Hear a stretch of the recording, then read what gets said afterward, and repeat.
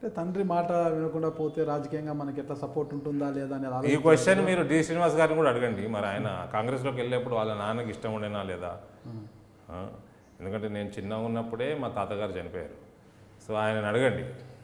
ఆయన వాళ్ళ ఫాదర్కి ఆయన ఇష్టంతో కాంగ్రెస్లోకి పోయి ఉంటాడని నేను అనుకోను. సో ఎవరి ఇండివిజువాలిటీ అయింది. ఐఎమ్ హ్యాపీ యాజ్ తండ్రి తనయుడుగానే పెరిగారు కదా మీరు, అలాంటిది ఒక్కసారిగా ఆయన్ని వ్యతిరేకించి పెరగలేదు సార్. నేను క్రికెటర్గా నేను ఆయనకి ఇష్టం లేదు, నేను బిజినెస్ ఆయనకి ఇష్టం లేదు, నేను బీజేపీలోకి వెళ్ళడం ఇష్టం లేదు.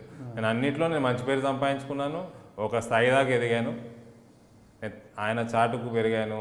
ఆయన దగ్గర నేను రాజకీయం మాత్రం నేర్చుకున్నా. నా జీవితం మొత్తం రాజకీయ గురువు ఆయనే. డి శ్రీనివాస్ తనయుడుగా ఆయన కాంగ్రెస్ పార్టీకి చేసిన సేవ, ఆయన కాంగ్రెస్ పార్టీని ఎంత స్థాయికి తీసుకొచ్చాడో, 2 సార్లు 30కి పైగా పార్లమెంట్ సీట్లు వేయటం అంటే అది మామూలు మాట కాదు. అంత సక్సెస్ఫుల్ పీసీసీ ప్రెసిడెంట్ ఏ రాష్ట్రానికి కూడా దేశంలో ఉన్నాడని నేను అనుకోను. అది నేను ఎప్పుడు గర్వపడతా ఆయన తనయుడుగా. కానీ ఆయన ఆలోచన విధానం వేరు, నా ఆలోచన విధానం వేరు. అంటే అసలు ఆయన టీఆర్ఎస్లోకి వెళ్ళేటప్పుడైనా మీతో అందరితో సంప్రదించి వెళ్ళారా? ఎందుకంటే టీఆర్ఎస్లోకి ఆయన వెళ్ళడం అనేది ఒక సంచలనాత్మకమైన నిర్ణయం. ఎందుకంటే కేసీఆర్ గారు ఐ థింక్ 2014 ఎన్నికల సమయంలో అనుకుంటా, తంతే లేవనోడు గోకితే లేస్తాడా అన్నట్టుగా చాలా పెద్ద అవహేళన చేస్తూ వ్యాఖ్యలు చేశాడు నాన్నగారి మీద. నాన్నగారి పర్సనాలిటీని ఉటంకిస్తూ ఆయన ఛాలెంజ్ చేశాడు. అయినప్పటికీ కూడా నాన్నగారు అసలు అంత 2 సార్లు పీసీసీగా ఉంటూ అంత సీనియారిటీ ఉన్నా కూడా కేసీఆర్ గారు పంచన చేరడం అనేది ఒక అందరికీ కూడా ఒక సంచలనమే. కేసీఆర్ గారు ఇటువంటి వ్యాఖ్యలు నాన్నగారి కోసమే కాదు, ఇవాళ ఆయన క్యాబినెట్లో ఉన్న సగం మంది పైన కూడా అటువంటి వ్యాఖ్యలే చేశారు.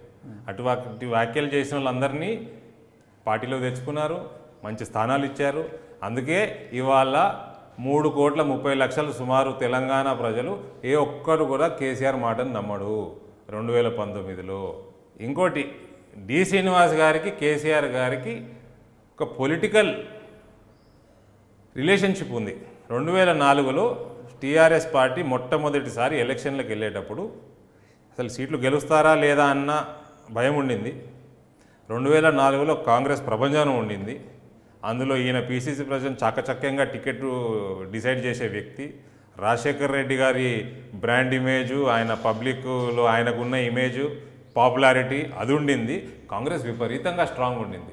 ఆ టైంలో తెలంగాణ సెంటిమెంట్ బతికుండాలి, ఇది క్లోజ్ కాకూడదు అని ఎంటైర్ కాంగ్రెస్ పార్టీ వ్యతిరేకం ఉన్న రాజశేఖర్ రెడ్డి గారితో పాటు ఈయన సోనియా గాంధీ గారితో మాట్లాడి అలయన్స్ చేశారు.